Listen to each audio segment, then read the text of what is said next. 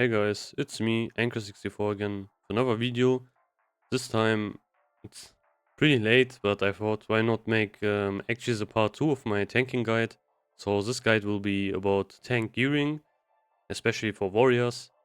As you probably know, we only have like one real tank class in the game, and that is pretty much warriors. So that's what this video will be about. I will be talking about gearing, um, yeah, so pretty much that. Which stats you should focus on, priorities, hit rating, weapon skill, and why that is important. Yeah, things like that. So we can actually start with the actual video. As always, if you like these kinds of videos, feel free to like and subscribe. And yeah, I will continue to do more and more videos. In further parts, I will talk about stuff like rotations, how you actually pull the bosses and so on. Yeah, that will be content for further tank videos. But this one will only focus on gearing. I will mostly use this Warhead guide. So I also will link it in the description if you want to read it for yourself. Feel free to do so. It has a lot of really good information for tank warriors. And yeah, it's pretty well made, I would say. Good. So let's actually start with the video. First of all, let's talk about stat priority. I think it makes sense to start with that first. We have a lot of different stuff we need to consider. One of the, like, pretty much the most important things we need to focus on is our hit rating and weapon skill. So at 300 weapon skill, we will need 9% hit rating. And at 305 weapon skill, we will need 6% hit rating. I think a lot of people already know this, especially if you play in DPS warrior, it's pretty much the same thing. However, there are some changes when you are playing a tank, especially when we look at weapon skill and hit rating. For tanks, weapon skill isn't that huge of a difference compared to, for example, like DPS warriors, who really need that weapon skill. Why is that the case? Like, this is also just my personal opinion. As DPS warriors, we want to highly chase, of course, high numbers. So our DPS is the most important stuff. Yeah, most important for us. And that's why we pretty much want to have 305 weapon skill or even more. However, as tanks, our priority is that we have enough threat that the mob actually is attacking us and that we can actually survive. These are just the only two things that matter for tanks. Like, we don't really care about our damage as long as we have enough threat. Of course, we still want to do decent damage so we can actually keep the threat and we don't need to threat cap our DPSs. So they don't need to hold back on their DPS and so on. So yeah, I'm not saying damage is not important for tanks. However, of course, it's more important for like DPS warriors. So for us, it's more important to actually do enough threat. And then we can focus on, of course, survivability and so on as well. But yeah, threat is probably like the most important thing we need to consider. But that's the first thing I want to mention. So we have different weapon skill. We could even go like for 9% hit rating for 300 weapon skill. That would even work if you want to do that. Especially if we are a class like a race. I talked about this in my first video, where we don't have innate weapon skill. Like, for example, if we aren't human, we could even make that decision. However, we need to consider that we would do less damage and we will need a lot of more gear which with hit rating to reach that 9%. But yeah, that's another thing we can consider. So let's actually talk about weapon skill. Why is it so important? We have a handy chart here, which pretty much gives us a function. I also talked about this in earlier videos, but we even have some items on the left, on the right, which you can also look at. So base weapon skill, so at 300, what will happen is we have a glancing penalty of 35%. This one is pretty much the most important, as well as the hit cap. What this means is pretty much if we hit a glancing blow, so we can actually, like, there are multiple things we can hit with our normal auto attacks. We can hit for like crits, we can hit for like normal hits, and we can hit for glancing. What glancing does, it pretty much reduces our damage by 35%. which is very important, especially for our rage regeneration. However, as tanks, we have a bit more rage regeneration since we are also getting hit. So that's another thing. I wouldn't say a bit more, a lot more actually. But yeah, that's one thing. So yeah, we want to kind of reduce that. How we reduce it is by getting more weapon skill. You can see by basically only getting 5 weapon skill, we already reduce that glancing penalty by 20%, which is a huge amount. Of course, we are not always hitting glancing hits, so that's not a straight 20% damage increase just for our glancing hits. And as you also can see, our hit rate or hit cap is also being reduced. So weapon skill affects a lot of things, even some things which aren't mentioned on here, which I will talk about in a bit. But yeah, that's one thing we can actually look at. So by getting 5 weapon skill, we can reduce the glancing penalty by 20% and reduce the hit cap by actually 3%. So we only need 6% or not, and not 9. Further weapon skill, for example, let's say you have Edge Masters, which gives us plus 7 weapon skill actually. You can see the glancing penalty is again kinda cut in half. And we need like 5.8% hit. But yeah, we would still go for 6% if we are here. This one isn't really that important. You will see like weapon skill kind of has diminishing returns, and not really kinda, but pretty much. So for example, this one was a 20% reduction, but if we go another 5, we only get like 10% damage glancing penalty reduction. Same with the hit cap as well. So yeah, the early weapon skill gear really matters. So up to 305. Everything above that is kind of less and less important, but still is very nice. Another thing we have is, which isn't mentioned on here, is the dodge reduction we can get from weapon skill. So you can also see that here, it's mentioned here. And that's also another thing we can actually look at. So let me switch over. This one is a attack table in Meiji. I talked about this in a lot of videos. But we have dodge chance, which is also affected by our weapon skill. So we have even a formula which we can use, and I will show you some examples, which I would say is pretty important. So the base dodge chance is pretty much like that. We can calculate that with this formula, and yeah, which is pretty nice. So we can actually, let me try to use that. So we have, first of all, base 5%. So we can just put it in here. Then we can, let me actually do this. Then we can include the target's level. When you are fighting raid bosses are pretty much 3 levels higher than us, so they are 63. Okay. Next one, what we can do is we can multiply that by 5. So let me do that as well. And what we can do is, now we can subtract attacker skill, which would be us pretty much. So we can minus 300. Let's say we have no weapon skill from any our gear, and see how high the dodge chance would be. Now I need to close that, and I need to multiply that with 0.1, and what we get is 6.5 dodge. So the enemy would have a 6.5% dodge, like chance to dodge. And what we can do is we can actually oh nice, I can do this. Yeah, this is convenient. Let me actually increase the dodge chance. So now we have 305 weapon skill instead. Still the same thing. 0.1. And now it's 6. So basically what this means, for every weapon skill we get, we reduce the dodge chance of the enemy by 0.1%. Another thing which is also talked about a lot is parry. However, weapon skill doesn't affect parry.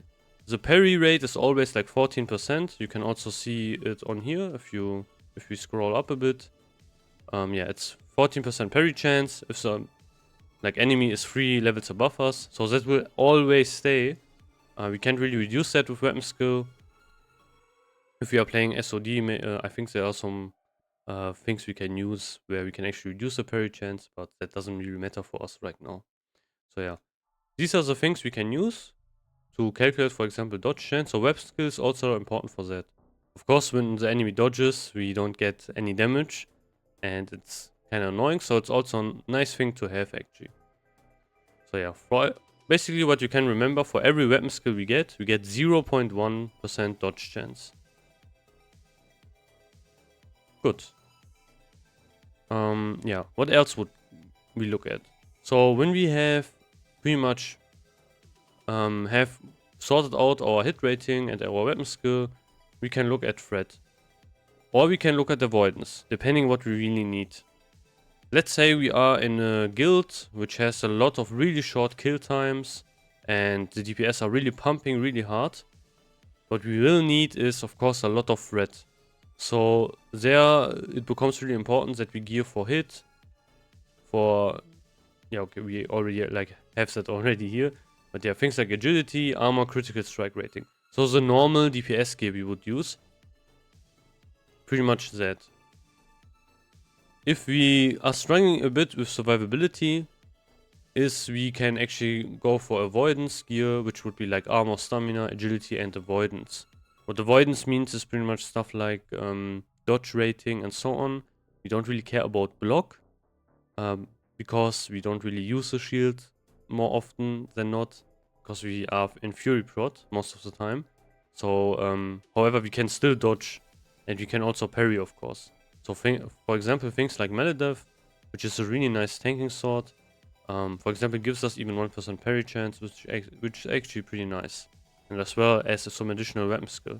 So we would land at, if we have, for example, the ratio, we would end up at 309 weapon skill, which is even some additional damage we can get by that. But yeah, basically we need to consider, okay, do we need more threat or do we need more avoidance? And if we need more threat, we can actually kind of look at what DPS warriors are using and kind of use the same gear. But I will also talk about that as well. Yeah, you can also read it on here. We want to reach our personal hit threshold. That's very important because we don't want to, like, don't want to our abilities to miss. Like, let's imagine you are fighting a boss, you are tanking it, and your first bloodthirst is missing because you don't have enough hit, which would be a very bad situation. But yeah, other than that, we kind of want to see which situation we need. Maybe we are fighting a boss which hits a lot harder, then we need more avoidance gear. Definitely we need multiple gear sets, I would say, anyway, even like for things like flask set or so. Yeah, so yeah, definitely get some bags because you will need it as a tanks, 100%. Good. So now let's actually look at the gear itself. I talked about a lot of stats and so on, but let's look at the actual gear, things that are really interesting. So right here on Wowhead we have a lot of different gear sets we can talk about, and that's pretty much what I will do. First of all, we have pretty much, I would say, the best gear we have right now, which is the Human Edgemaster set, or like pretty much the Human PvP rank 14 set, which is like the best set we can have in the game. So that is what is presented here. A lot of PvP gear in previous like iterations of Classic, that wasn't really the focus on most of the gear sets. However, since rank 14, it's probably the easiest to reach on Classic Anniversary. It is pretty much mentioned everywhere, and the gear is really insane for tanks. Why is that the case? First of all, the gear has a lot of stamina. Stamina is one of the most important stats in PvP, so that's why everything PvP related has a lot of stamina, which we definitely want as tanks. We want to be really tanky. Another thing, we of course also get some DPS stats as like strength, and for example this one also gives us some critical strike chance. If you are seeing the helmet, you would maybe think, okay, why aren't we using Lionheart helmet? It's the best DPS helmet in the game for like multiple expansions. Not expansions, but like multiple phases. However, Lionheart helm doesn't have any survivability in build.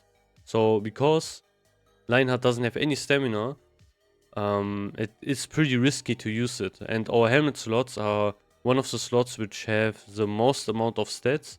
So using an tanking helmet, kind of a tanking helmet, this one is kind of a hybrid, I would say, is more important actually. So yeah, definitely we want to do that.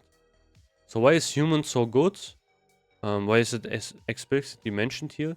Human have, like I also said in my previous video, they have that +5 weapon skill, so they can use swords, and swords are the best tanking weapons in the game. Pretty much no other competition is even close. Just alone from having the ability to wield Thunderfury, and also this sword is also really insane. This sword is the High Warlord's Quick Blade, which is pretty much the rank 14 sword. But there are even there are two swords we can choose. One is a way slower one. This one is a faster one. We definitely want to use fast weapons as tanks. That is very important. But I will also get into that in a bit. But yeah, that's very important. And since we are human, we get the benefit of 312 weapon skill. So we don't need to use any other weapon skill gear, and we can use this pretty much perfectly. So yeah, this is pretty much the perfect best in slot tanking set for phase 4 right now. This one will change a bit when AQ comes out, but yeah, that's pretty much that. We have a lot of different pieces. We use the full 6 out of 6 PvP epic set, so everything pretty much. So if you want to have that, you need to grind till rank 13 to actually get it. What this one will give us, if we have the full set, it will give us 20 stamina, some intercept cooldown reduction, which we don't really care about, and 40 attack power. So yeah, additional really huge amount of stats we are going to get. Another benefit the PvP gear has, it has a lot of hit rating as well built in. So for example, we have the shoulders and the boots, which both give us additional 1% hit rating. What this means is we can build up, we can build around that and actually use different items on other slots, which give us just stats and not really hit rating or something like that. Which is really huge if we are, for example, on Alliance, which humans are, of course, because we can benefit from Kings as well as the Zandalari Vault buff, which further increases these stats as well. Of course, Horde also benefit from that, from the Vault buff, but yeah, Alliance do more because they also get Kings as well. So for example, we use the Amulet of the Dark Moon. This is one thing. This one pretty much straight gives us some additional nice stats we can use, which is pretty nice. So we have strength, agility, and stamina. All of this gets pretty much boosted by Kings and of course the ZG buff. Where you get this one from is just when Darkmoon Fair opens, you need to turn in a lot of tickets and then you can get this one. There are of course other necks you can also use. You can use Onyxia neck, which would be like the second best one. But if you don't need the hit, this one is pretty much better. It has a lot of really nice stats. Cloak of Firemaw is really nice because it has a nice amount of stamina and some of course attack power. That is really nice. But I would say some of the gear I would kinda trade it off to DPS first, because we can use some alternatives which are pretty much just as good. Just maybe have a bit less threat actually. But yeah, I will talk about that as well when I talk about alternatives. The rest of it is pretty much all PvP gear, and we have also some set items as well, like the Bracelets of Wrath. So the tier 2 Wrath bracelets, which you will see on a lot of sets. These ones are really nice for tanking, because they have a lot of stamina. 27 stamina is just insane. Yeah, but other than that, pretty much we are using PvP gear. On our rings we are using more stat sticks with just stats. So strength, agility, stamina. Agility, stamina. This ring should always go to your tanks first. Always. Because as you can see, it has 28 stamina. Even though it has 14 agility, agility again is also an avoidance stat for tanks. Because we get some dodge rating, some armor and so on with that. But 28 stamina is a huge amount. And DPS classes don't really benefit from that unless maybe for PvP or something. But yeah, this ring should always go to your tanks first. That is very important.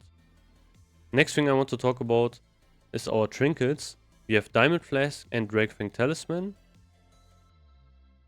Diamond Flask, of course, I talked about this, why this one is so strong for tanks. We can we get just 75 strength, which is a huge threat snap we can use at the beginning of the fight.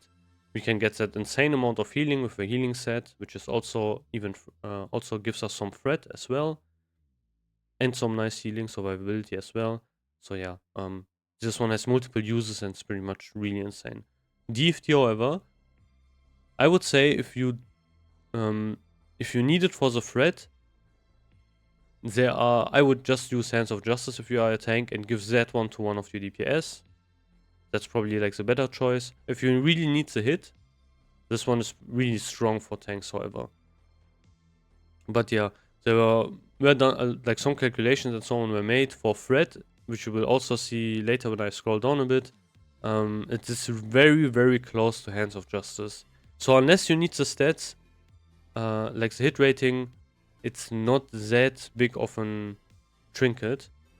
But as you can see, this set is built around that. So we can also look at our hit rating, which is like 6% on the dot.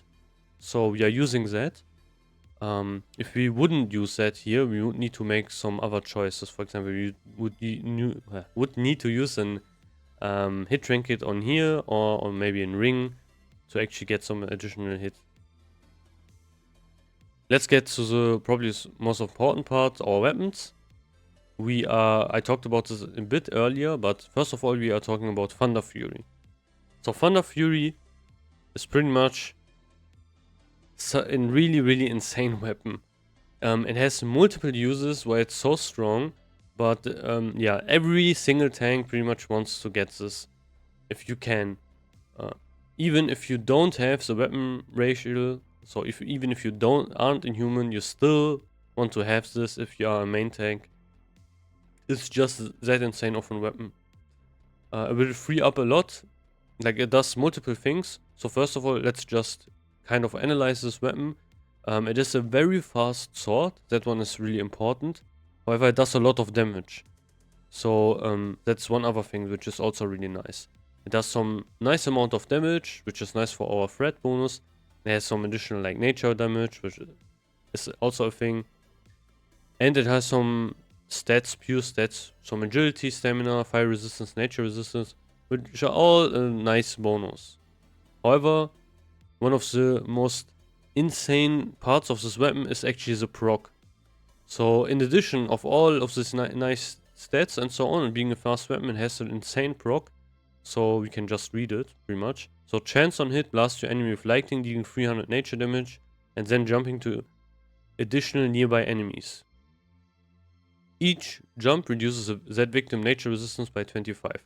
So that's the first part.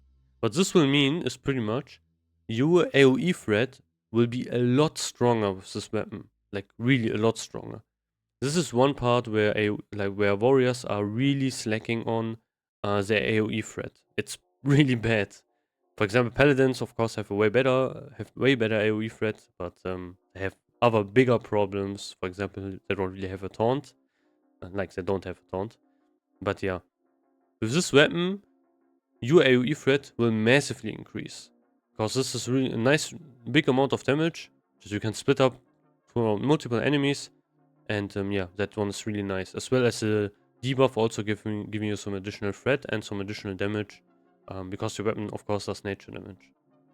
Another thing. So the second thing which this one does, so like 5 targets are affected by this one, by the first proc. The second one will be your primary target is also consumed by a cyclone, slowing its attack speed by 20% for 12 seconds. So this is another very, very huge thing. Basically, what this weapon allows us to do, we get a free thunderclap whenever this weapon procs. So the enemy will pretty much always have a thunderclap effect, and their weapon speed will be greatly reduced by 20%, which is a huge amount and a huge amount of damage reduction. Instead of this, you could also use another warrior maybe in your guild or a group which can apply Thunderclap, but you don't really need to do that if you have Thunderfury, which is a really nice bonus actually. So we can just use that. That's pretty much the Thunderclap effect, but just on a weapon proc, so we don't need to care about Thunderclap pretty much. Unless we are maybe getting unlucky with procs, or maybe you want to use it at the beginning. But That's the thing that is actually really nice. So all around, it's just an insane, the perfect tanking weapon pretty much, and will be also very good in TBC at the start. Next one is the High Warlord's Quickblade. I already talked about this. Just has some additional nice stats. It's very fast. Gives us 1% crit, 28 attack power, 7 stamina. It's just really good. So yeah, we definitely want to use that. However, we need to go for rank 14 for this one. Yeah, which is definitely a grind. For our weapon, for our ranged weapon, we are using the Dragon Breath hand cannon. This one is just a stat stick, as we can see, 14 agility, 7 stamina. This one also should go to your tanks first. Why is that the case? There are other ranged weapons that are way better for like hunters, and of course for like DPS classes who can use also ranged weapons as their stat sticks. There are also better choices. For example, for us DPS warriors and also rogues, we would want to use Striker's Mark. However, and for hunters, I think they use way other different range weapons. Don't ask me about that. I don't really know about a lot of about the hunters, but yeah. However, this one should pretty much always go to your tank first. It's just a really nice amount of stats we can get. 14 agility, 7 stamina, some avoidance, and some additional stamina. So yeah, with this set, we have pretty much 6k HP, unbuffed, which is a pretty big amount actually. So yeah, if we have buffs and everything, this one can like easily shoot up a lot and you will be very tanky. Okay, good. Now let's say, of course, this one uses a lot of PvP gear. Maybe you don't want to do that. Maybe you joined late and I don't know, or maybe you just hate grinding PvP. What would be like your choice you can make? It would be this thing we can look at. Also, this is for people who don't use human. Maybe you are another race. This would also be like your best in slot as well. Same thing pretty much. If you aren't that. For example, because of human, we don't need to use edge masters. However, if we are another race, we need to, because edge masters is pretty much like the best choice we can make to get our weapon skill from. Unless we use different like weapons or something. But yeah, if we want to use the best weapons, we need to use edge masters if we aren't a human. So let's look at this gear set. First of all, you will see we don't have any PvP gear and we use like a raid set. Everything we can get from here is from raids. Another thing which I didn't talk about earlier, I forgot about that, is why didn't I make a pre-raid BiS list? I could make one, however, it isn't really that needed, and I will tell you why, because a lot of the gear is actually coming outside of the raid. So first of all, let's look at that really quickly. I forgot about that. For example, all of the PvP gear is outside the raids, so you just pretty much would need to grind PvP for that. The Amulet of the Dark Moon is also from Darkmoon Fair, which is outside raids. The weapon is from outside the raid. Diamond Flask from outside the raid. And yeah. What isn't outside the raid is, of course, for example, Onslaught Girdle, which I didn't talk about, but yeah, this belt is just very insane. With pretty much best in slot throughout all of vanilla, just because it has insane stats. A lot of strength, hit rating on the belt, as well as critical strike rating is just really broken and insane. So this one really opens up a lot of different gear considerations you could make. And I would always try to give this one to your main tanks first. Yeah, okay. But that's pretty much it. That's why I didn't make a pre-raid BiS list, because most of this is already like pre-raid. And yeah, that's pretty much that. Another thing we can talk about is this one. So we would use Helm of Endless Rage on our PvE set. This helmet drops from Blackwing Lair, one of the first bosses. I think it's Velostress, yeah. It's the second boss it can drop on. And yeah, really nice helmet. Has really insane amount of stats. Agility, strength, like 26 of each, and 29 stamina. This one also should go to the tanks first. Because it is just a really nice helmet for tanks. For DPS warriors, it can also be used. Actually, I don't know if reds are also liking this helmet. I probably want to have Lionheart more. But yeah, Lionheart is better than this helmet. Unless you really want to count things like recklessness, phases. So in these cases, this helmet would actually be better. Or if you want to fight trash, where Lionheart helmet is a bit risky because of that, because it doesn't have any stamina. But yeah. Also, I will talk about enchantments also in this set. So I have that also talked about already. Since we don't have the PvP gear, we are kind of lacking in hit, so we need to change our gear a bit. So for example, we would use Onyxia Tooth Pendant, which gives us the additional hit we need. There's also some additional nice stats. Drake Talon Pauldrons you would use instead of the PvP set, which also I think drops from... Don't let me lie, I think also from... oh no, it drops from 3 bosses actually. Yeah, it drops pretty much from the dragons. You can get that as well. Really nice shoulders, strength, agility, stamina, and 1% dodge. These are also tanking shoulders. For DPS warriors, and I think also red paladins, we have better shoulders in the game, so these ones should always go to your tanks first. We can use rank 10, which is, I think, is pretty easy to get. We can use the rank 10 shoulders in combination with the rank 8 legs. And we also get an additional really nice set bonus, which is very close to Drake Talon Pauldrons and Blackguards of the Fallen Crusader, DPS wise. So yeah, that's why these ones should definitely go to your tanks first. Cloak of Firemores again, same thing. Breastplate of Wrath.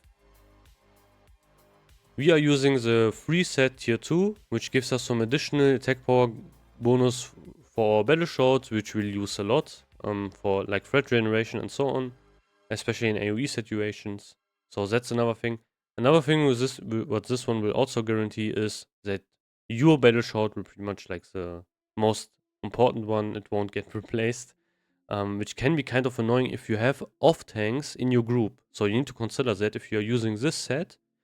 If you have off tanks in your group, which also need to tank stuff, maybe AoE stuff and so on, and they aren't using the tier 2 set, they can't use Battle Shot.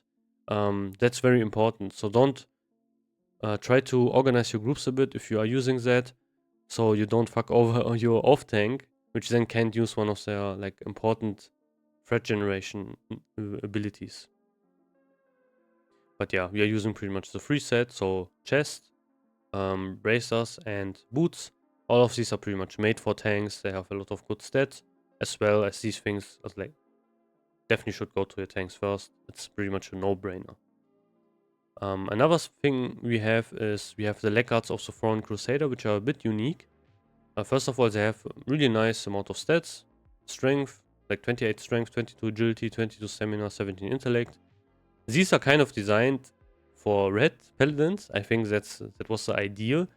That's also why they are only available on Alliance. So if you are playing Hordes, you can't get them, they won't drop. You can only get them on Alliance. So that's a thing to consider. Yeah. Next one we can talk about is rings. We have one change that has been made here. We are using the Band of a Courier. This one pretty much gives us 2% hit, agility and stamina. This one is a really, really insane ring and should always also go to your tanks first. This one opens a lot of different gear considerations we can make because it has a really nice big amount of hit we can get. So definitely try to give this one to your tanks first. Also it has in general just tanking stats. Stamina and agility both are pretty much tanking stats. So we definitely want to give this one to tanks first. The other ring is pretty much again Circle of Applied Force. Just another nice stat stick, and we're using Diamond Flask and Drakefang Talisman. So yeah, if you are using all of that, we have pretty much enough hit. Again, 6% is what we want. And yeah, we are pretty much good on that. If we don't have DFT and we are maybe using Hand of Justice instead. Oh, I swapped around, sorry. We need to make some other considerations. So we would maybe use other items For example, you would probably use another ring which gives us some hit. Because we need to get 2% actually, and maybe a ranged weapon which also gives us some hit. So these would be the considerations we would make. We don't really want to replace our helmet just because it has a huge amount of stats. So we don't really want to use like Lionheart on here. Yeah. Maybe we could also use another cloak which can give us some hit. There are ones, I think there's like one in ZG which you can use, which gives you some hit. But yeah, there are a lot of different considerations you can make. Definitely you need to play around your stat priorities. Like you definitely want to cap your hit. That's pretty much the most important part. Another thing is, of course, we can talk about enchantments a bit. There isn't really a lot to talk about here, but definitely what we want to have is this one for our helm and our legs, which gives us 10 stamina, 7 defense, and 15 shield block. Stamina and shield block is not really important, but 10 stamina is. So where we get this one is pretty much in ZG. So we need, yeah, we need like one primal Hakkari idol and the punctured voodoo doll. And when we turn that one in, we can get this enchant. And yeah, it's a pretty nice additional amount of stamina we can get. Same thing, we can also use it on our legs. So we want to definitely use that one as well. And yeah, that's that. For our shoulders, we are using the Zandalar enchantment, which gives us 30 attack power. It's also the same thing as DPS for us. We also want to use that. But yeah, there are no other real shoulder enchantments right now. But yeah, 3 agility on our cloak, 5 stats on our chest, 9 stamina on our bracers, 7 strength on our hands. I think later we will use Threat actually. I don't know if that releases in phase 5. I think it does. But we get another enchant where we can get some nice Threat actually on our hands.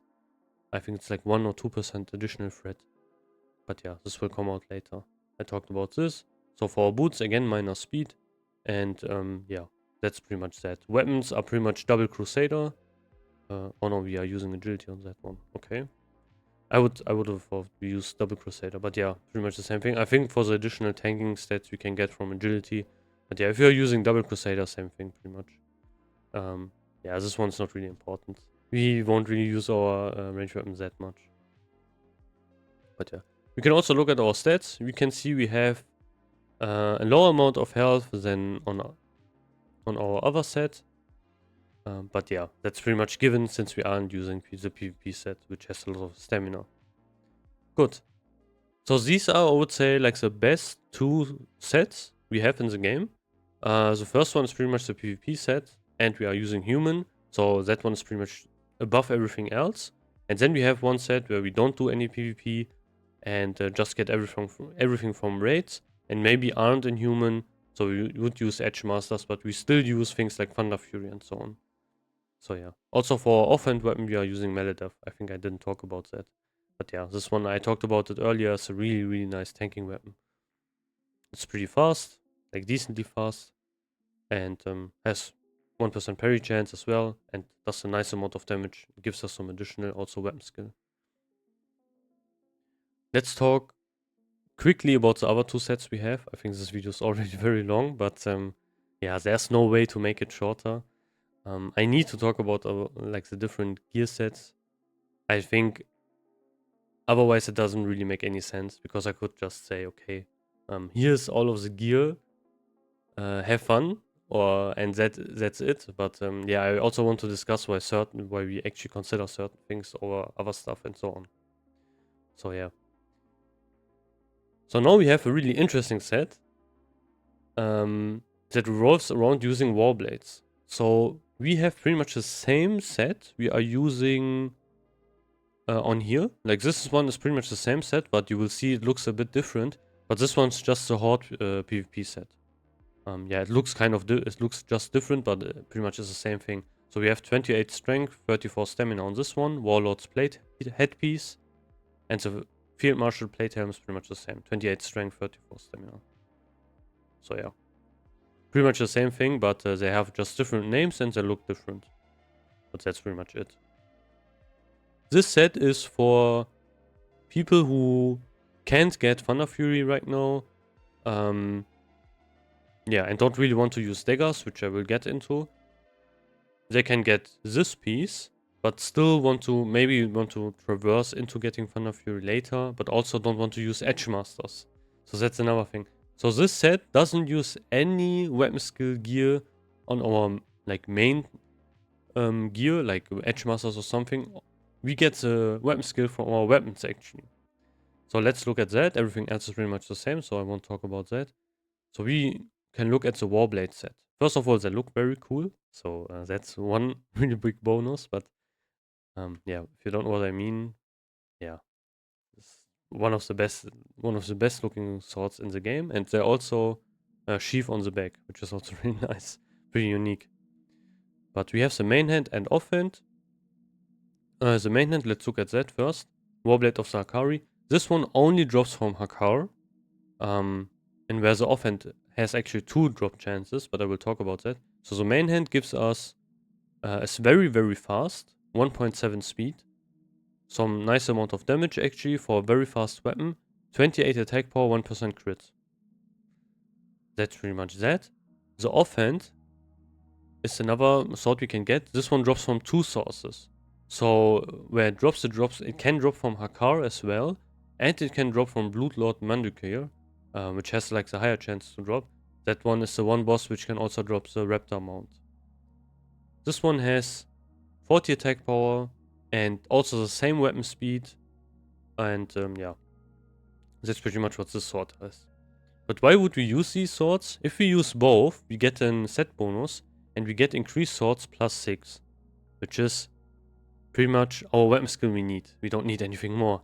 So we are done with our weapon skill, which is very, very nice. And I think this set is actually kind of easy to get for tanks. So maybe if your guild is doing a lot of ZG, and maybe you have like tanks which don't really have, which aren't like human or something, maybe you're on Horde or something, it makes sense to gear up one of your tanks with these as well.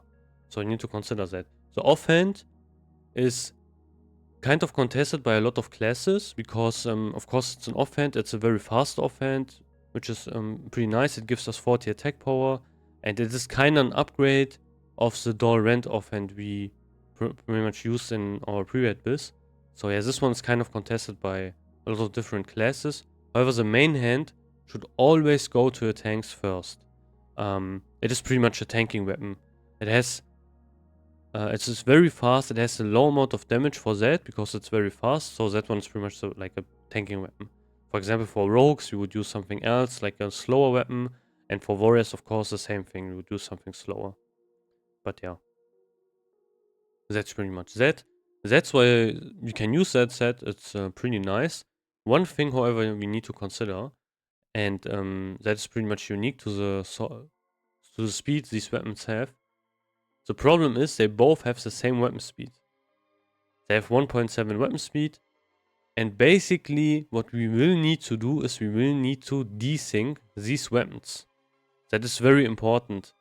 What I mean by that is warriors have like that mechanic where if you queue in Heroic Strike, in that time frame, if your offhand would hit, it just benefits from the normal 6% hit rating instead of the very high dual wield hit penalty it would have.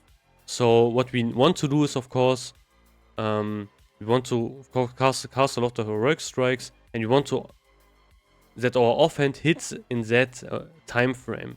So our offhand pretty much has a way higher chance. No, our offhand can't miss. So if we have 6% hit rating and we have 305 weapon skill, which this set pretty much has, if we cast Heroic Strike and in that time frame our offhand would hit, it won't miss. It can't miss. Of course, it can still be dodged or parried, but it can't miss. So that's very important. However, since these weapons have the same speed, they will pretty much hit at the same time. And now we have the problem. We can't make it so our offhand benefits from that kind of trick. So what we will need to do is we need to kind of desync it. There are some macros we can use to that, so our offhand hits slightly later than our main hand. That will automatically pretty much desync our weapons. That is only needed if you have weapons that are the same speed, so that's very important to remember. You pretty much need to do that unless you really want to lose a lot of damage. Okay, so we have that set. Let's talk about another set, which is like the last one, which is the Dagger set. So on the Dagger set, everything is kind of the same again. However, we are using daggers instead. And daggers, I would say, probably have the easiest way to actually get weapon skill and also the cheapest. There are a lot of ways to get actually dagger weapon skill in the game. So, and they are also very fast, so they are pretty much also perfect tanking weapons. We again have everything is kind of the same. However, we are using the Zandala Vindicator breastplate. Why are we using that one? I will explain that. So on the previous set, for example, we used the breastplate of Wrath. But as you can see, no, we used the Warlord set. Sorry, I'm stupid. I meant this one. Yeah, breastplate of Wrath, which is the free set. But on the dagger set, we aren't using that one. Why is that the case? That one is pretty much because we can't use the free set. We could also use the Warlord set again, but we can't also get the 6 set from that. The problem is with this set, we need to use H-Core leather gloves in our hands, which gives us that additional plus 5 daggers we need for our daggers. However, these ones have also really nice tanking stats. 15 strength, 15 stamina for leather, like for leather piece. I don't know why we have that, but yeah, vanilla itemization is very strange. Some fire resistance, some shadow resistance, and some crit chance actually. And of course, increased daggers plus 5. So this piece pretty much enables this whole set. This one should definitely always go kind of to your tanks if they want to use daggers for tanking. So yeah, you need to kind of organize that a bit. But yeah, if you do that, that's pretty much what you need to do. For our daggers, the best ones we can use are Perdition's Blade and Drangfang Blade. Perdition's Blade drops from Ragnaros. It's also very contested by a lot of rogues. They also want to use this. It's a really strong dagger. The other dagger drops in Blackwing Lair. I think it drops from... Yeah, Ballistros. I think this one should probably go to your tanks first. If they are using daggers, it has agility and stamina. And yeah, there are some other dagger choices you can make, as for example rogues. That's pretty much that. So you could also maybe ask, okay, why aren't we using the full rank 14 set? Same story, we can't use the whole set because of our hands. Because we need to use H-Core leather gloves. So that's why we don't use the full set. We are still using 2 set, however, so we get the 20 stamina. Exactly. Also, this chest drops from the group. We can use some token to turn that one in. And it's a really nice tanking chest we can use. Has a lot of strength, has 15 agility, and of course has 24 stamina. And some defense, which we don't really care about. But yeah, that's pretty much that. So now I talked about the 4 different gear sets. It's pretty much that. We have some other considerations I can make, which I will show you. I will show you some alternatives as well. When I scroll down, talk about like some different gear as well. But I won't go into everything into too much detail. A lot of it is pretty redundant. So, but it should still give you a general idea. So yeah, for example, you can see, of course, which items are pretty much the best to use. So we would, for example, for a helmet slot, we would use the rank 14, no, it's already not rank 14, but the epic helmets we can use from PvP ranking from rank 13. And other than that, we would use the Helm of Endless Rage. But yeah, as you can see, also rank 10 is also very nice. So I would recommend, if you are maybe a new tank, to actually grind through rank 10, at least to get some of the blue gear if you don't want to do that really annoying massive grind to rank 14. If you still, however, want to tank and have some decent gear, try to rank through rank 10, so you can actually buy the pieces. There are a lot of really good pieces you can use, and that will be pretty much a really good starting set you will have as a tank. For example, you can, for example, get this helmet, which is, I would say, a better tanking helmet than Lionheart helmet, because it has a lot of really good stats. It has some hit, which, for example, the rank 13 helmet doesn't even have. So that can help you, especially at the start, and also has some crit, some really nice amount of stats, and you only need to reach rank 10 for that. So I think that's manageable. Try to reach rank 10, so you can actually just buy the blue set. As you can see, also we have the same set. So the set bonus is the set bonus is pretty much the same thing, only it's swapped. So when we are using the 2 set, we get 40 attack power, and when we are using the 6 set, we get 20 stamina. Not every piece of the blue set is very good. Some of them are really bad, but still, especially at the start, I would try to pick up some of the pieces like the helmet, the shoulders, the legs, and yeah, these ones are very, very good. We have some other things we can also look at. For example, we have this really unique helmet, which drops from a world boss, which gives us increased daggers +6 and some agility and a huge amount of stamina. But yeah, that one is pretty much impossible to get, especially when AQ rolls around and a lot of people are doing world bosses for the Scepter quest.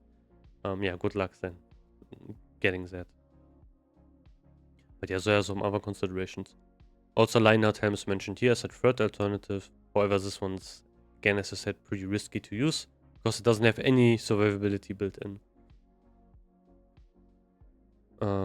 Good. So we have that. This one talks about the amulets. Pretty much every amulet is kind of the same thing. So they're kind of pretty much similar. Onyxia Tooth Pendant and the Amulet of the Dark Moon are pretty much the same thing. If you don't need the hit, use the Dark Moon Amulet. If you need the hit, use Onyxia Tooth Pendant. Everything else is kind of like for a threat and so on. But yeah, these ones are pretty much above everything else.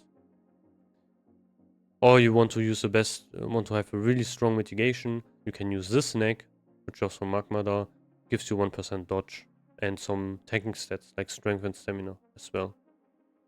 But yeah, you won't really use that. The shoulders, again, we have some different choices we can make.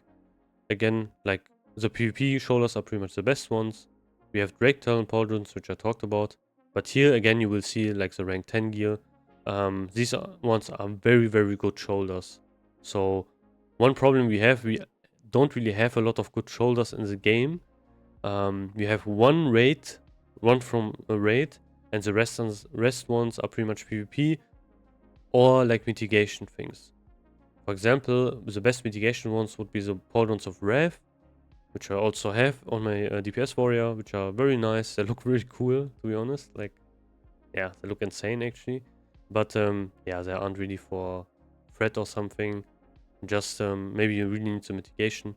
They don't really offer us any really beneficial stats, so they don't even have hit, which would be very nice to have if they would have that. But yeah, they have a lot of good stats. For example, they have a lot of stamina, a lot of strength, and fire resistance. If you really need some mitigation, definitely try to use them. But yeah. Cloak is one thing I wanted to mention, which is very important. You saw a lot, like Cloak of the Firemaw was pretty much best in slot for everything. However, I would recommend if you are a tank and you have a lot of DPS, I would try to pick up one of the tanking cloaks as actually. For example, this one, Cloak of the Shrouded Mist from Ragnaros, which is pretty much designed for tanks. So this one should always go to your tanks first. And as well as we have another one, this one, for example, you could also use. Has a lot of really, very great mitigation, 22 stamina, 9 strength, a lot of resistances. And then if like DPS don't really need it, or you can make some considerations. It really also depends if you really need the threat or not. Then you can actually grab one of the DPS cloaks. I think the DPS cloaks are probably better on your DPS first, because you still can have very good cloaks, which are pretty much designed to be tanking cloaks. So The best ones would be that one, for example, Cloak of Fire, because it has the best mix. It has some stamina and attack power. However, it's also really nice for some DPS classes, so you need to consider that as well. This cape is very, very, very strong. It's easily one of the best cloaks in the game. However, it drops from Revolt Boss. So, yeah, you can't get that one pretty much. It's very hard, very, very hard to get. But yeah, it's really insane, and even more so for DPS as well.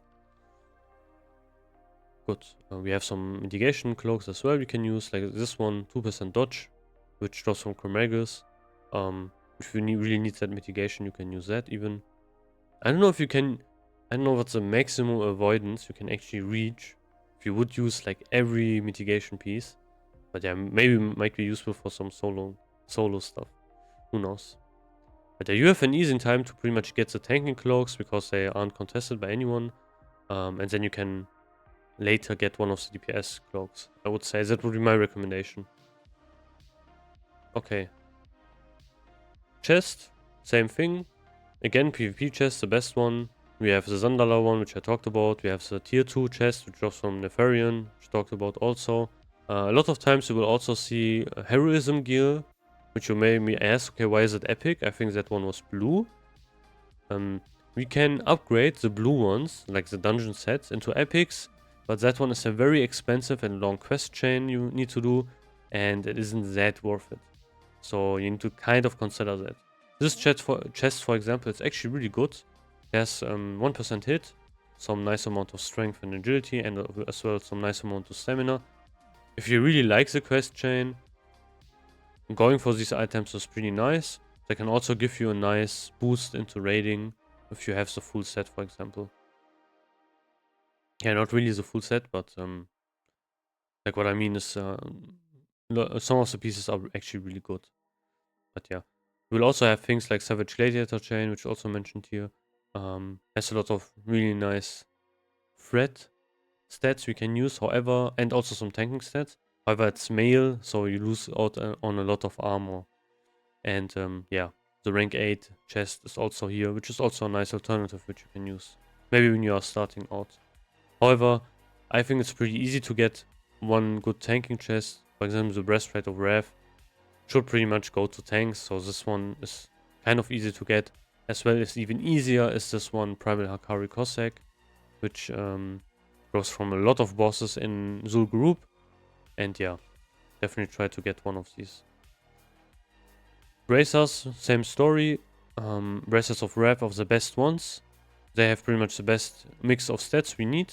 And the stamina amount is actually really insane. And we can also use a free set if we have 3 pieces, which is also really good.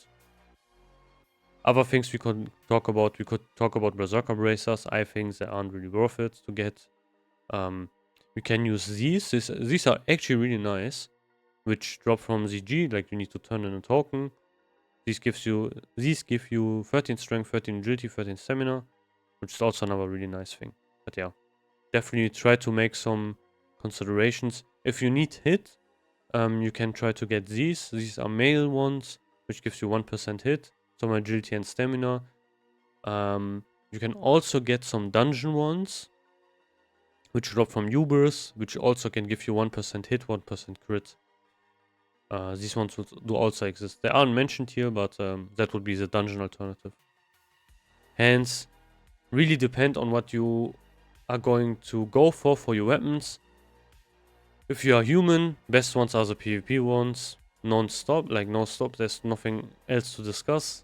The rank 12 PvP ones are the best ones to use for humans. If you play other races, Edge Masters will be the best ones because of Thunderfury again. And if you play Dagger, of course, Edge Core Lever Gloves.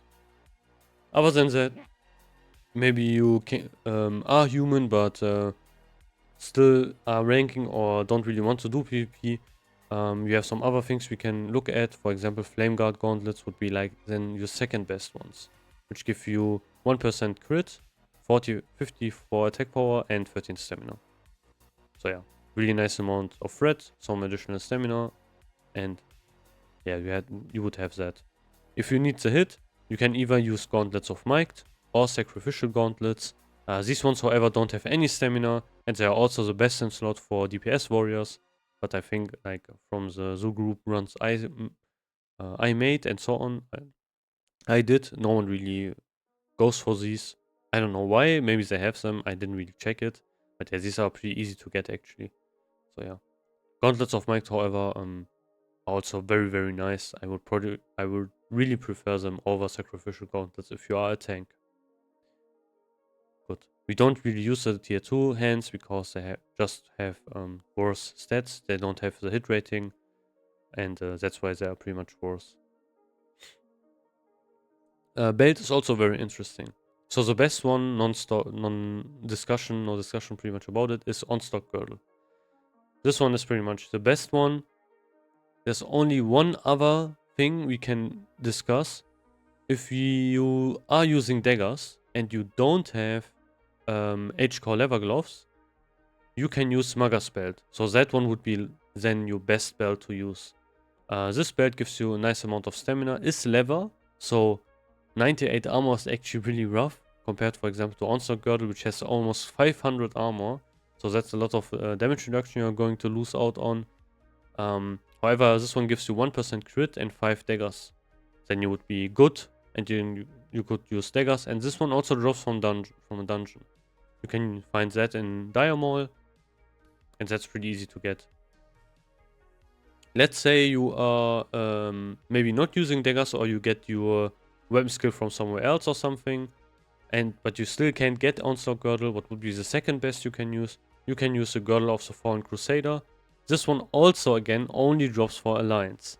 This one has a whole variety of stats. So 20 strength, 10 agility, 15 stamina, 17 intellect, 13 spirit.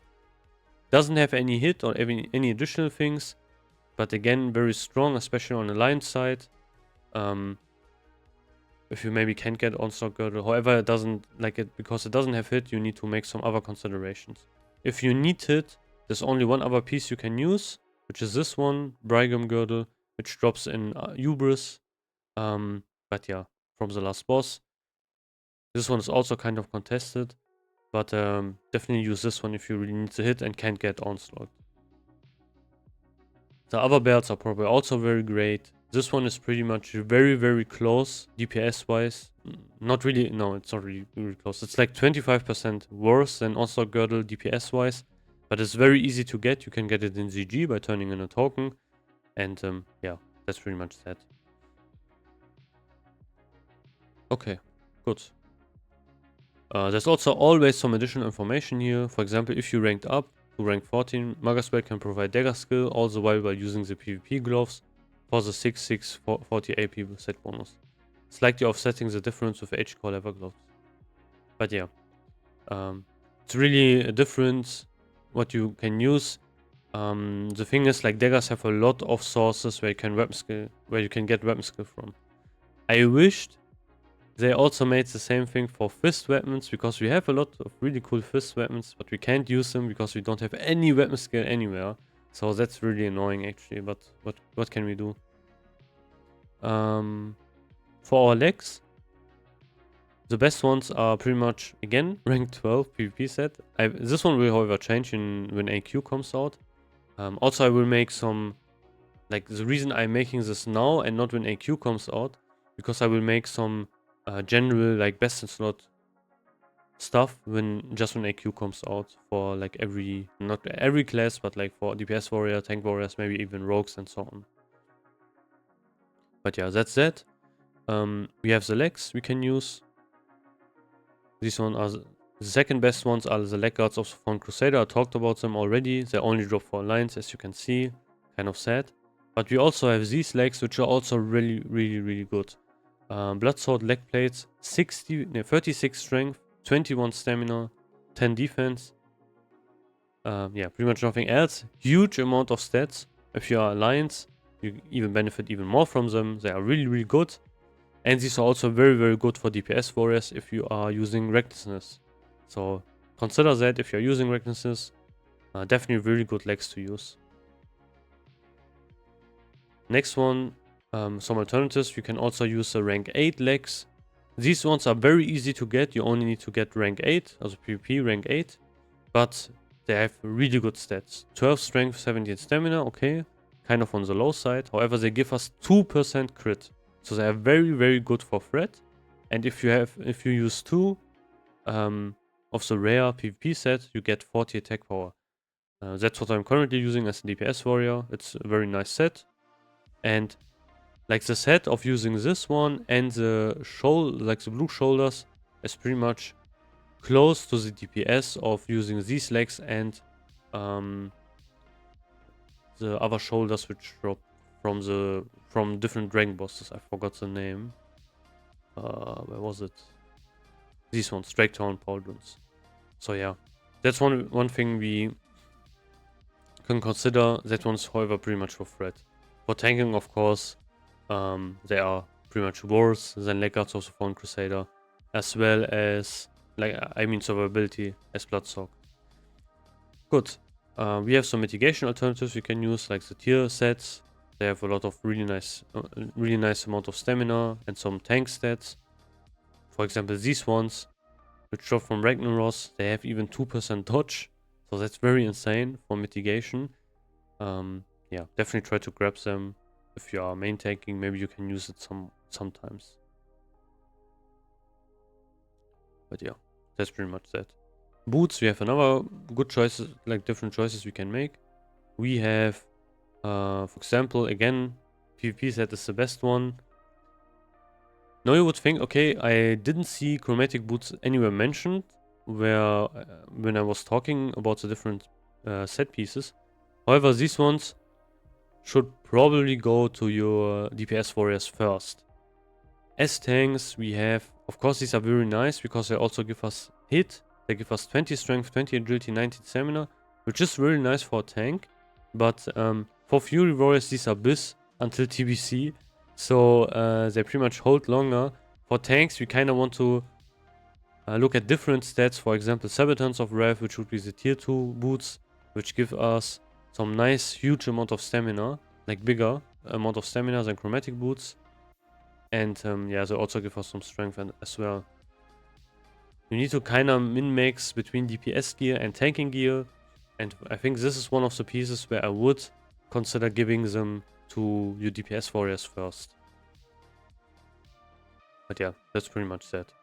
Another alternative, if you need it, you can also get these. But again, expensive quest you need to do. But they are actually very good. Of course, they are worse than chromatic boots because they don't have the agility. Yeah. Other things we could use, maybe the PvP set, like the blue set. Maybe if you're starting out, you can use that. They have a nice amount of stamina, but they don't have any hit, which is kind of bad. These ones, for example, have hit. They drop from Scholomance, from like the dungeon. These ones were also the pre-raid BiS for DPS warriors. So yeah, maybe you still have them. Rings. A lot of different rings. I want to discuss some of the rings we have right here. Pretty much all of the rings are similar to each other. It really depends what you need. So rings are slots where we can look at if we need any hit, we would use different rings. If you don't need it, we just use the stats. So it is not really a thing where, for example, for DPS warriors, where quick strike ring is best in slot for pretty much the whole of vanilla because it's so strong for like damage. That isn't really the case for tanks. We don't really have a ring that is similar to that. Maybe you could make some alternative to Band of Hakkari. However, we have some other sources of actually hit rating. So yeah, definitely try to play around with that. There are some really good choices. For example, this ring is really nice. Master Dragon Slayer's ring gives us a good amount of stamina, attack power, and 1% hit, which we can also get pretty easily, turning in the head of Nefarian. But also a lot of DPS classes also want to have this ring. It's pretty much a straight upgrade from Blackstone ring. It's just, as you can see, this one has pretty much the same stats, however they are just lower. So yeah. Yeah, definitely make some considerations what you need. I would suggest getting different rings. One you definitely want to get is Don Julio's Band, which you will pretty much automatically get if you try to rank till rank 10 even. you will automatically have like AV exalted because you are going to spam it, unless you want to do something else to get your PvP ranks. But yeah, this one's just really strong, gives you 1% hit, 1% crit, and 16 attack power, and some stamina. So yeah, it's a really good ring if you need to hit. But the other rings are also very nice. Again, this ring is pretty much, should be reserved for tanks. So yeah, that's one ring you can actually lock down. Other than that, there are a lot of other rings, but most of them are kind of either threat focused or they are kind of mitigation focused. This one is also a good ring, but it's also really expensive because it's a BOE wardrobe. But it works in a similar way to, for example, Sickle of Applied Force. Good. Trinkets, you will see a lot of text. Basically, it talks about most of the things that are here are pretty much about rank thing talisman, but there are some other trinkets you need to consider as well. And yeah, it pretty much says don't listen to the propaganda of rank thing talisman being so strong. Hands of Justice when it comes to threat is pretty much the same thing. The difference is 1.5%. And yeah, that's pretty much that. Like I said, it's only really good if you really need to hit. And maybe you don't have Band of Courier. So yeah, these are our trinkets. We of course want to use Diamond Flask. There's no other discussion about this. This one is the best trinket until TBC, a must-have. If you didn't get it, if you picked something else, I don't know. It's a really big grief if you are still, if you did that. Yeah, I don't know, to be honest. Definitely try to get this one. This one is pretty much best in slot, locked in till TBC. We will always use this, unless it's on cooldown, of course. Second one, like the second trinkets, are where we can play around a bit. If we really need to hit, we can use Drakefang Talisman. I would, however, suggest giving it to some of the DPS classes who can benefit from it a lot more. Yeah. Also, like, this also goes like to DPS warriors. Definitely try to give this one either to tanks who really need to hit or to other DPS classes who need it more. Because Hand of Justice is pretty close for like just for the threat amount of threat we are going to get. So you could use Diamond Flask and Hand of Justice, which is also pretty much what you would use as in DPS. Yeah, that's pretty much that. Other things we can use is Black Hand's Breath. Maybe you didn't get Hand of Justice, you can use that one. Or maybe your Diamond Flask is on cooldown, you can use that as an alternative. Gives us just raw 2% crit, which is very nice. You have an hit alternative if you are Hordes, which gives us 20 attack power, 1% hit. Again, this is only available for Horde. And this one is actually really nice if you need to get 1% hit from somewhere. Other stuff. Now I will talk about situational trinkets. First one is Life-Giving Gem. This one is pretty much another last stand we can use. So we would have last stand and could use another one using this trinket, which is really nice. I think this one, of course, should go to the tanks first. It's like a no-brainer. It's actually really nice of a trinket. It's pretty fun to use. And yeah, that's pretty much that. Just a second last stand. The other trinket is a pretty interesting one. And this one is revolves around Taunt. So you would say, okay, this one is actually a caster trinket. Also, it is pretty much what it does. It increases the chance to hit with spells by 10% for 15 seconds. And yeah, that's pretty much what it does. It has 1 minute 15 second cooldown. And it drops from ZG from the Hydra boss you can summon, like with the fish and all. And you can get that trinket. However, where it's on here for warriors, it is because of Taunt. So Taunt in vanilla is a spell and it doesn't benefit from our normal hit rating. That is very important to know about. So maybe you thought, okay, why is my Taunt missing?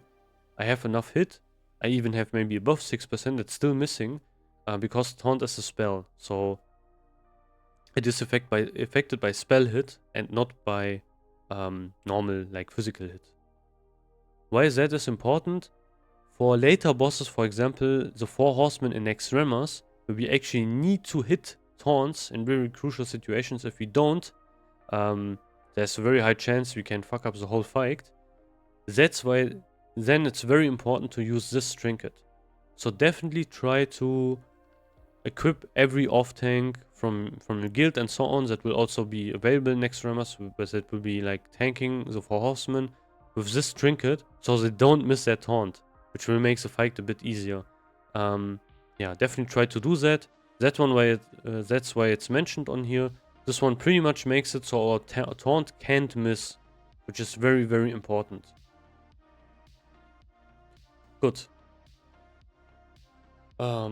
Yeah, now we get to the main hand part, to the weapon part. Again, a very long video, but as I said, tank gearing is a whole different behemoth, especially compared to like DPS stuff. So definitely a lot of very important stuff we need to think about. First of all, we have main hand weapons. The question is, what makes a good tanking weapon? A good tanking weapon is pretty much one that is very, very fast.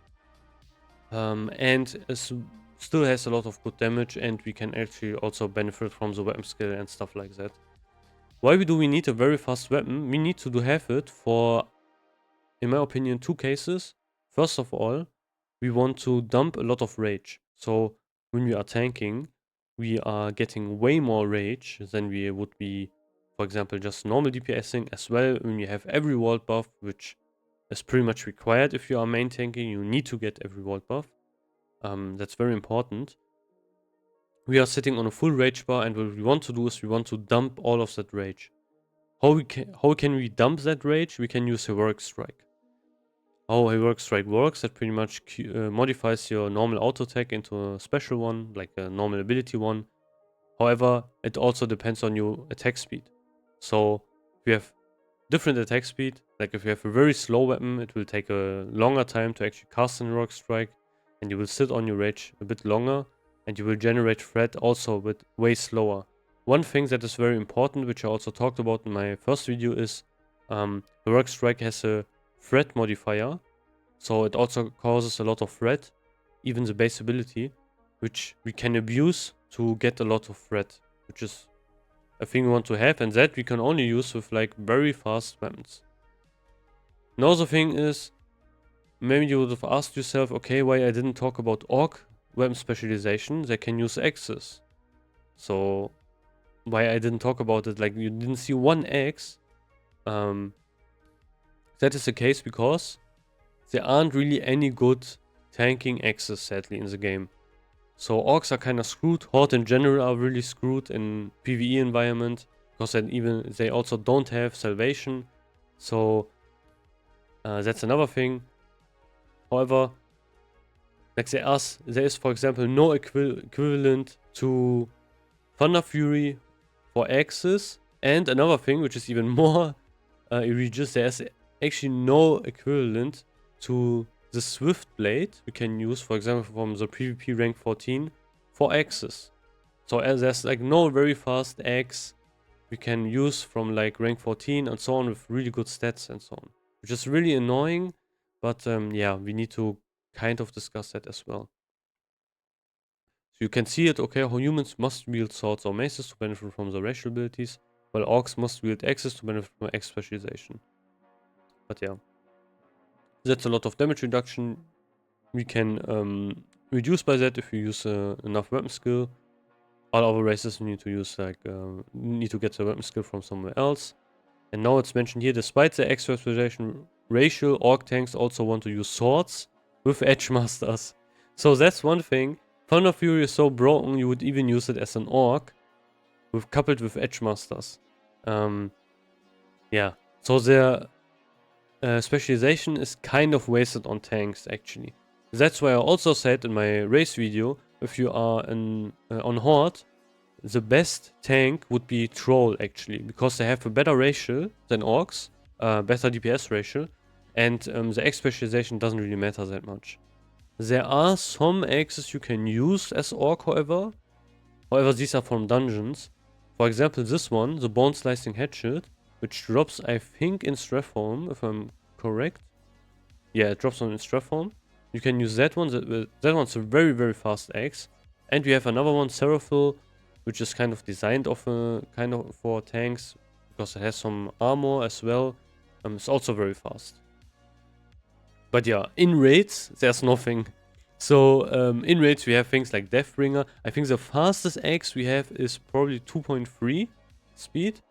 But yeah, that's pretty much that. Nothing else really. And I think that one drops from Nefarian. Actually, look. Yeah, let me go here. I can show you that axe for a second. If the site actually loads. Yeah. Oh yeah, no, it loads. Okay. Where's the X? Where is it? Where is it? This one. Yeah. 2.3 speed. Not really a good thing. But what can you do is that one's pretty much like the fastest I think there is in raids, which is also an epic. We have also Doom's Edge, which is also 2.3. So these are kind of fast, but still yeah, they're still pretty slow compared to the other stuff we have. And they aren't really... For example, Meledeth is faster and has also some tanking stuff you can actually have. Because it has like weapon skill and 1% parry chance. But that's pretty much the case we have right now with X specialization. Also what's mentioned here, Zul'Gurub, the twin plates of Hakkari, which gives us some additional bonus. Which I talked about. Again, why Thunderfury is so strong.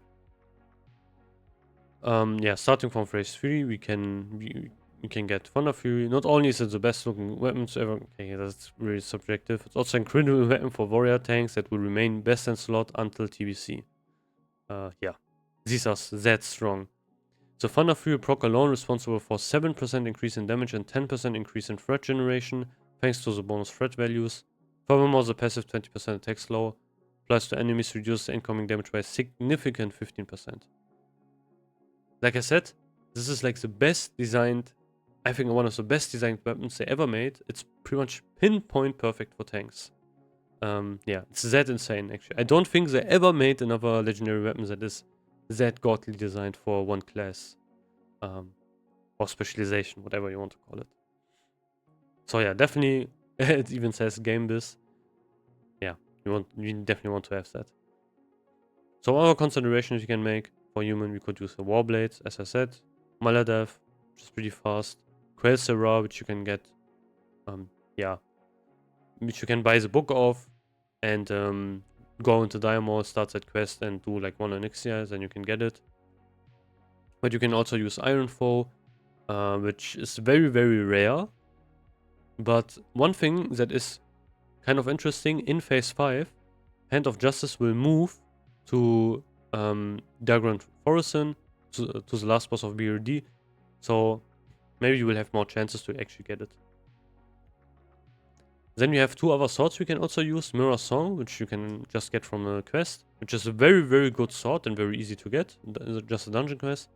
And there's also a sword which is crafted from blacksmiths, Blackguard. And this sword is very, very good for tanks. However, it is also very, very expensive. You need to be in swordsmith to actually make it. So yeah, that is one thing. And it is yeah, that is like one thing. As you can see, you need to be a master swordsmith. You won't really see a lot of swordsmiths. Most people are armor smiths. Blacksmithing in general is kind of rare, but yeah, that's why it's also so expensive. Also, the materials are also very, very expensive. You need like 10 Arcanite bars, a lot of other stuff which you need to farm. But yeah, it's pretty expensive. That's a thing you can look out. Maybe you have a lot of gold, you can get it. But it's a very, very good tanking sword. It has 1% parry, 9 stamina, and a nice amount of damage. It is very, very fast as well. Good. That's just for human. You can see only swords and maces are mentioned on here. Daggers. A lot of different daggers we can use. We can use, of course, the rank 14 ones. We can use Perdition's Blade, which I talked about. We can also use Feldstriker. Maybe you got lucky and got that one. Definitely use that one if you are tanking with daggers. This one is just really, really insane. But yeah, this one is also very rare. Drops from rent, but has a very low drop chance. We have Corhorn Tooth, which is really good for tanks. It even gives us some stamina. It's pretty fast. 1% crit, 20 attack power. Definitely a really good weapon. But also other classes also kind of want to have that. Yeah, definitely need to make some considerations. We have some other stuff, like for example this dagger, which drops in the group. This dagger I talked about. Alcor Sunraiser, which you can buy off the auction house, but it's very expensive, but also a very, very good dagger. Maybe it's worth it to buy. Personally, I wouldn't buy it and would rather save up my gold for something else. But yeah, your choice. You can get this one if you reach Exalted in Altec Valley, which you pretty much will have. So this one's an easy grab you can get.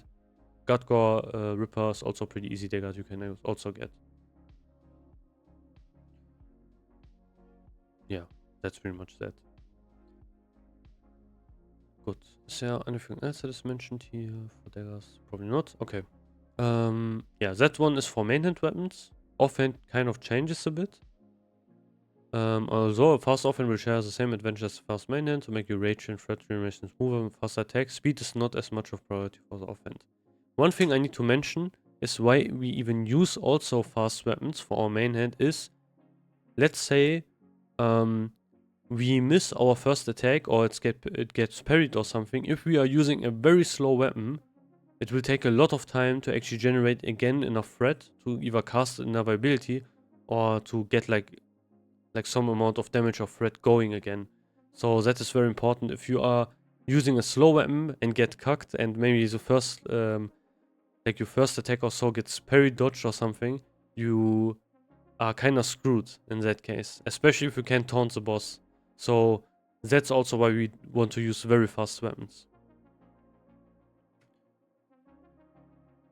Okay, so we can talk about that again. Yeah, same thing. And Chance also mentioned here, agility would be the balanced one, Crusader for more threat. I would recommend just go for Crusader if you can, yeah, if you can afford it on both of your weapons. Should be, it's not really that expensive anymore, to be honest.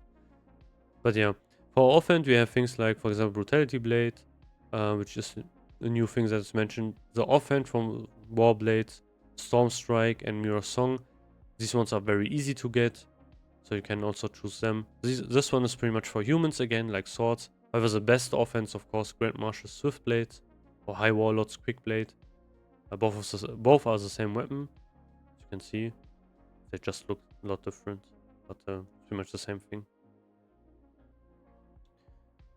However, it's of course like you need to be rank 14. We have some other stuff we have right here. I think the best second one would be Meladeth, of course, if you can get it. That would be like the other best one. If you're using the set, of course, you want to use the other Warblade. And the other ones are also kind of good. But for example, Brutality Blade is kind of slow. However, again, for offense, it's not really that important because when we are using Heroic Strike, it only affects our main hand. So you don't really need to make the choice where you think maybe, okay, I should always use the slow weapon in my main hand. That's not really important for tanks. What is important that we have a fast weapon in our main hand, so we can dump our rage with Heroic Strike, so we can generate a lot of threat.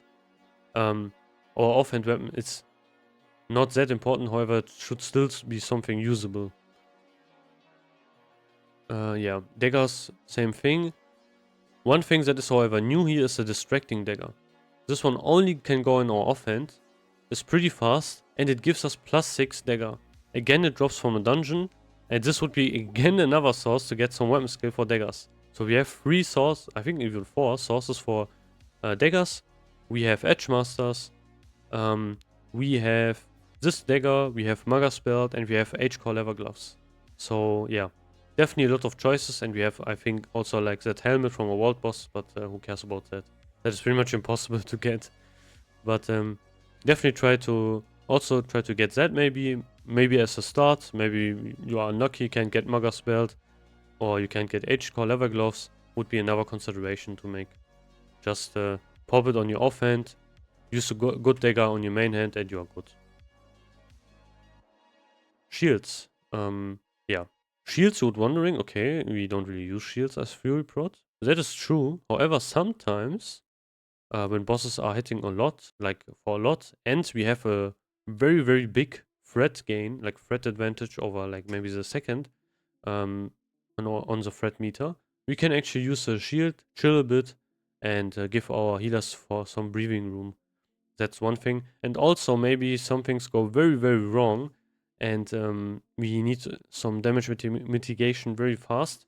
Then we can very quickly equip a shield, pop a shield block, or even shield wall if you need it.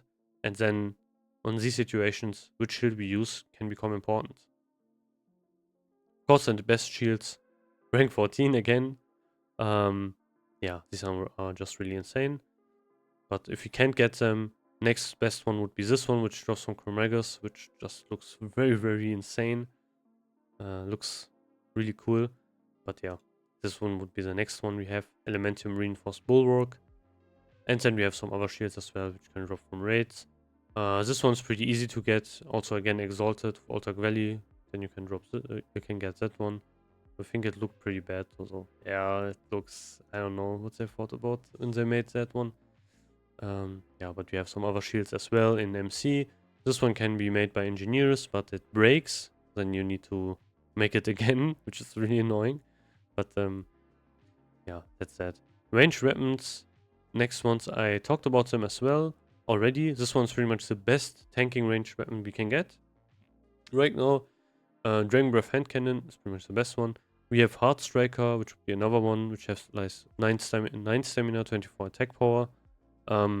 Less stamina than this one. No, actually it has more. I'm stupid. But it doesn't have any agility. So instead it has attack power. So yeah. Try to get either of these. They are very nice. I think this one's also not really considered for hunters, if I'm correct. But I can look at that in a second. And we can make some decisions about that. Yeah, we have some World Boss bow as well, which has some nature resistance. Other than that, the other ones are not really that important. If you need the hit, you can use Striker's Mark, but a lot of other DPSs definitely want to have that one. It's way better on them, so I wouldn't really grab that one.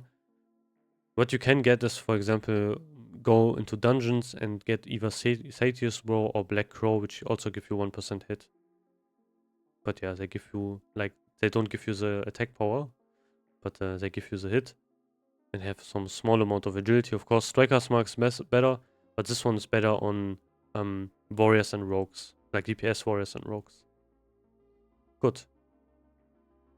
So yeah, we have that. I think what I wanted to check is I wanted to go to Hunter very quickly and look at their weapons actually, what they are using. But I think they are pretty much, yeah, they are either use this crossbow, which is very nice. Yeah, that one's pretty much the best in slot they are going to use. And I think their weapon is... range, I think, is very low, probably. Yeah. Rock Dealer, Black Crow. So you won't even see it on here. Yeah, so like I said, definitely this one is pretty much reserved for tanks. Good. You have that. Also, I can show you something else as well. I can show you the Rogue ranged weapon as well. Which is... Striker's Mark again. Yeah, Striker's Mark. So that would be also the best one for them as well. And as well as for DPS warriors. So definitely try to give it to your warriors and rogues first. And then you can get it as a tank maybe later if no one else needs it anymore. Because you can get the hit just from like the dungeon bow or something. Okay, good. We have that. I think that's pretty much it. So again, this is another really long video. Where I just talking about the gear. I kind of went through the whole Warhead thread, where I gave you some additional information as well. The thing is, it kind of needs to be very long because we have a lot of different set pieces we can discuss. I will try to make some timestamps so it's a bit easier to understand. But yeah, as I said, tank gearing goes a lot into it. If you are using different weapons, if you are using different weapon skill, whatever, there are a lot of considerations to make. There are a lot of viable options, and yeah, that's pretty much that. If you have any questions, feel free to ask them in the comments. If you have anything else to say, feel free to comment. I will pretty much, yeah, we'll try to answer them, and I will try to make other additional parts for the future tank guides as well. So the next one would be the rotation one. So I think that one's also very important. Actually, what rotation should you use as a tank, especially at the start?